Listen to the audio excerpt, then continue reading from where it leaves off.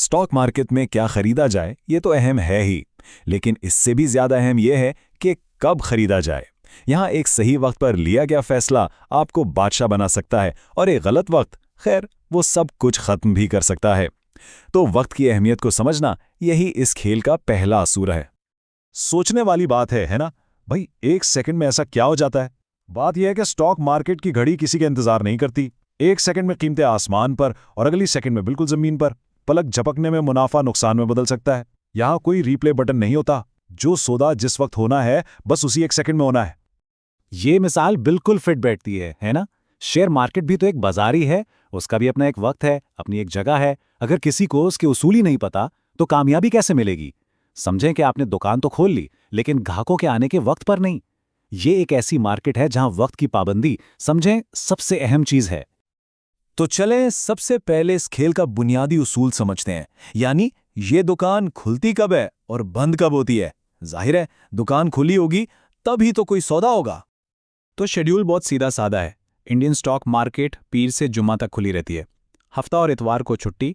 हाँ, कुछ खास दिन भी होते हैं, जैसे दिवाली पर एक खास सेशन होता है जिसे मुहूर्त ट्रेडिंग कहते हैं। उस वक्त मार्केट कुछ घंटों के लिए खुलती है।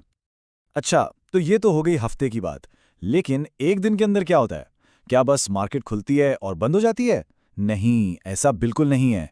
इसे ऐसे समझें जैसे कोई दुकानदार है, वो सुबह आकर दुकान की सफाई करता है, फिर दिन भर सौदे करता है और शाम में हिसाब किताब करता है। बिल्कुल इसी तरह शेयर मार्केट का दिन भी कई हिस्सों में बटा होता है। मोटे तौर पर दिन के 3 हिस्से हैं। पहला है प्री ओपनिंग सेशन, जो समझें कि दिन का मूड सेट करता है। फिर आता है रेगुलर ट्रेडिंग सेशन, जहां असली खेल होता है। और आखिर में पोस्ट क्लोजिंग सेशन, जहां दिन भर के सौदों का हिसाब किताब होता है। अब इनमें से जो पहले 15 मिनट है ना, सुबह 9 से सवा 9 बजे तक का वक्त, ये शायद दिन के सबसे अहम मिनट होते हैं। ये वो वक्त है जो पूरे दिन की सिमत तय करता है।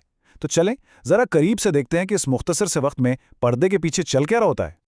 तो देखिए, सुबह ठीक 9 बजे से 9:08 तक सिस्टम सारे ऑर्डर्स इकट्ठे करता है, नए भी और वो भी जो रात भर में लगाए गए थे। फिर अगले 4 मिनट यानी 9:08 से 9:12 तक इन ऑर्डर्स की मैचिंग होती है, खरीदारों को बेचने वालों से मिलाया जाता है और एक इफ्तिताही कीमत तय होती है। और आखिर के 3 मिनट 9:12 से 9:15 तक एक तरह का बफर पीरियड है। सिस्टम की आखिरी चेकिंग होती है ताकि 9:15 बजे सब कुछ ठीक से शुरू हो सके।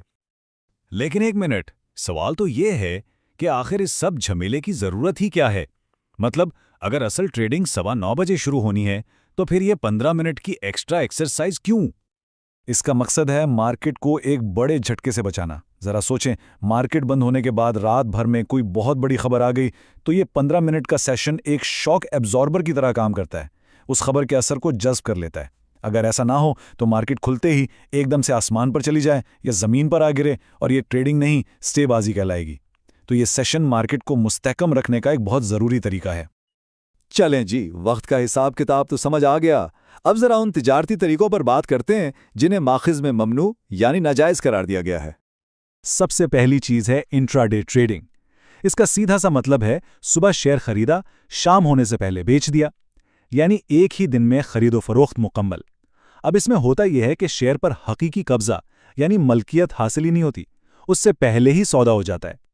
तो माखिज के मुताबिक इंट्राडे ट्रेडिंग और स्कैल्पिंग, जो कि और भी तेज ट्रेडिंग है, मतलब चंद मिनटों या सेकंडों में खरीदो फरोख्त, ये दोनों ही नाजायज हैं। और वजह बिल्कुल साफ है, कब्जा नहीं। दोनों सूरतों में आप वो चीज़ बेच रहे होते हैं जो अभी तक आपकी मिल्कियत में आई ही नहीं, जिस पर आपका कब्जा ही नहीं हुआ। अब आते हैं एक और चीज पर, मार्जिन ट्रेडिंग फैसिलिटी या MTF। इसे पे लेटर भी कहते हैं। ये एक ऐसी सहूलत है जहां ब्रोकर आपको उधार पैसे देता है ताकि आप अपनी जेब में मौजूद रकम से कहीं ज्यादा के शेयर्स खरीद सकें। मिसाल से समझते हैं, फर्ज करें एक शेयर 100 रुपए का है। MTF के जरिए आप शायद वो शेयर सिर्फ 40 रुपए देकर खरीद लें। बाकी के 60 रुपए कौन देगा? आपका ब्रोकर, उधार पर। तो फिर इसमें मसला क्या है? माखज़ के मुताबिक मसला ये है कि ब्रोकर ये उधार मुफ्त में नहीं दे रहा, वो इस कर्ज पर सूद यानी ब्याज लेता है, और जहां सूद आ गया वो लेन देन जायज़ तजारत के दायरे से बाहर हो जाता है। अच्छा, तो ये तो हो गई वो बातें जिनसे बचना है। अब देखते हैं कि वो कौन से तरीके हैं जिन्हें माखज़ के मुताबिक जायज़ और काबिल कबूल समझा जाता है। यहाँ फर्क बिल्कुल साफ नजर आ रहा है। एक तरफ इंट्राडे ट्रेडिंग है जहां एक ही दिन में सारा खेल खत्म और कब्जा जीरो। दूसरी तरफ है पोजीशन ट्रेडिंग जहां शेयर्स को दिनों, हफ्तों या सालों तक रखा जाता है और उसमें कब्जा होता है। यही बुनियादी फर्क है। तो जायज़ रास्ते कौन से हुए? एक है स्विंग ट्रेडिंग, जिसमें शेयर्स कुछ दिनों या हफ्तों के लिए होल्ड किए जाते हैं। दूसरा है पोजीशन ट्रेडिंग, यानी डिलीवरी लेकर महीनों या सालों तक इन्वेस्टमेंट करना। इन दोनों में मुश्तरक बात क्या है? वही एक बुनियादी असूल, बेचने से पहले माल पर मुकम्मल कब्जा हासिल किया जाता है। चलें, उसूल तो हमने समझ लिए, अब जरा मार्केट की अपनी जुबान भी सीखते हैं। आपने 2 जानवरों का जिक्र बहुत सुना होगा और इनका मतलब जानना बड़ा दिलचस्प है। जब कोई कहे कि मार्केट बुल है तो इसका मतलब है कि कीमतें ऊपर जा रही हैं। क्यों?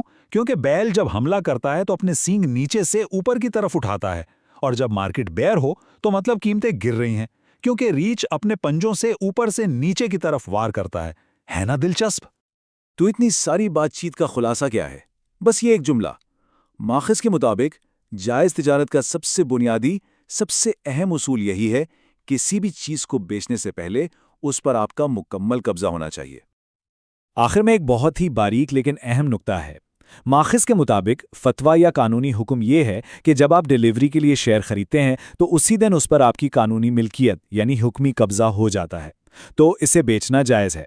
लेकिन तकवा का तकाजा यानी ज़्यादा एहतियात वाला रास्ता ये है कि शक व शुबा से बचने के लिए इंतज़ार किया जाए जब तक वो शेयर्स आपके डीमैट अकाउंट में आ ना जाएं। ये ज़्यादा महफूज और बेहतर तरीका समझा जाता है। तो आखिर में ये सवाल हर किसी को अपने आप से पूछना चाहिए, जो किया जा रहा है वो उसूलों पर मबनी तिजारत है या किस्मत पर मबनी जुआ? क्योंकि इसी जवाब में कामयाबी का रास्ता छुपा है।